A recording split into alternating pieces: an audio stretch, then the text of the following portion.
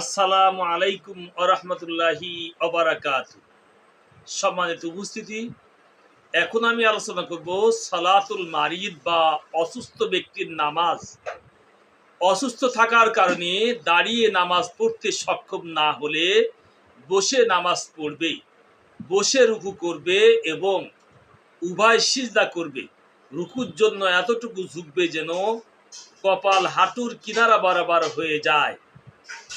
রুকু সিজদা করার ক্ষমতা না থাকলে মাথার ইশারায় রুকু সিজদা করবে।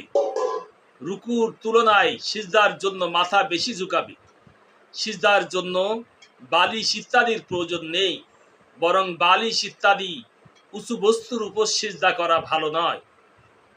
দাঁড়িয়ে নামাজ পড়তে অনেক কষ্ট হলে বা রোগ বেড়ে যাওয়ার প্রবল আশঙ্কা থাকলে বসে নামাজ পড়া জায়েজ আছে। কেউ দাঁড়াতে সক্ষম কিন্তু রুকু সিজদা করতে সক্ষম নয়, তাহলে সে দাঁড়িয়ে নামাজ পড়তে এবং রুকু সিজদার জন্য ইশারা করতে পারে, তবে তার জন্য বসে নামাজ পড়া উত্তম। রুকু সিজদার জন্য ইশারা করবে। যদি নিজ ক্ষমতায় বসতে সক্ষম না হয়, কিছুতে হেলান দিয়ে বা ঠ্যাক দিয়ে বসতে সক্ষম হয়, তাহলে হেলান দিয়ে বসে নামাজ পড়বে। হাঁটু খাড়া রাখতে পারলে খাড়া রাখবে, নতুবা হাঁটুর নিচে বালিশ দিয়ে হাঁটু উঁচু করে রাখবে, যেন যথাসম্ভব কেবলার দিক থেকে পা ফিরে থাকে।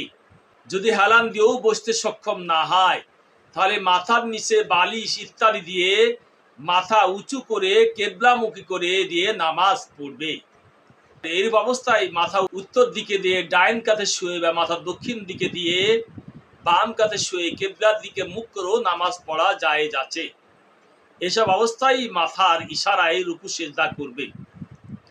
যদি মাথা দ্বারা রুকু সিজদার জন্য ইশারা করার ক্ষমতা না থাকে, তাহলে চক্ষুর দ্বারা ইশারায় নামাজ আদায় হবে না।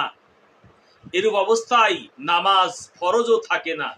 এরূপ অবস্থা 5 ওয়াক্তের বেশি স্থায়ী হলে তার কাজাও করতে হবে না। কারো বেহুশ থাকা অবস্থায় 5 ওয়াক্তের বেশি নামাজ ছুটে গেলে তার কাজা করতে হবে না।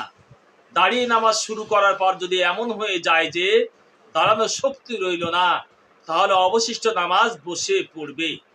রুকু সিজদা করতে পারলে করবে, নতুবা ইশারায় রুকু সিজদা করবে। এমনকি বসতে না পারলে শুয়ে শুয়ে অবশিষ্ট নামাজ আদায় করে নিবে। কেউ বসে নামাজ শুরু করার পর নামাজের মধ্যেই দাঁড়ানোর শক্তি এসে গেলে তাহলে অবশ্যই নামাজ দাঁড়িয়ে পূর্ণ করবে। যদি কেউ মাথার ইশারায় নামাজ পড়া শুরু করার পর বসে বা দাঁড়িয়ে রুকু সিজদা করার মতো শক্তি পায়, তাহলে নতুন নিয়ত বেঁধে নতুন করে পূর্ণ নামাজ আদায় করতে হবে। পূর্বের নামাজের নিয়ত বাতিল হয়ে যাবে। রোগী পেশাব পায়খানার পর পানি দ্বারা ইস্তেঞ্জা করতে সক্ষম না হলে, পুরুষ হলে তার স্ত্রী কিংবা স্ত্রী হলে তার স্বামী পানি দ্বারা ইস্তেঞ্জা করিয়ে দিলে ভালো হয়। নতুবা ন্যাকড়ার দ্বারা মুছে ওই অবস্থায় নামাজ পড়ে নিবে। যদি ন্যাকড়ার দ্বারা মুছবার মতো শক্তি না থাকে এবং পুরুষের স্ত্রী বা স্ত্রী স্বামী না থাকে, তাহলেও ওই অবস্থায় নামাজ পড়ে নিবে। রুগীর বিছানা যদি নাপাক হয় এবং বিছানা বদলাতে যদি রুগীর অতিশয় কষ্ট হয় বা ক্ষতি হয়, তাহলে ওই বিছানাতেই নামাজ পড়ে নিবে। ডাক্তার চক্ষু অপারেশনের পর নড়াচড়া করতে নিষেধ করলে এমন অবস্থায় শুয়ে শুয়ে হলেও নামাজ পড়ে নিবে।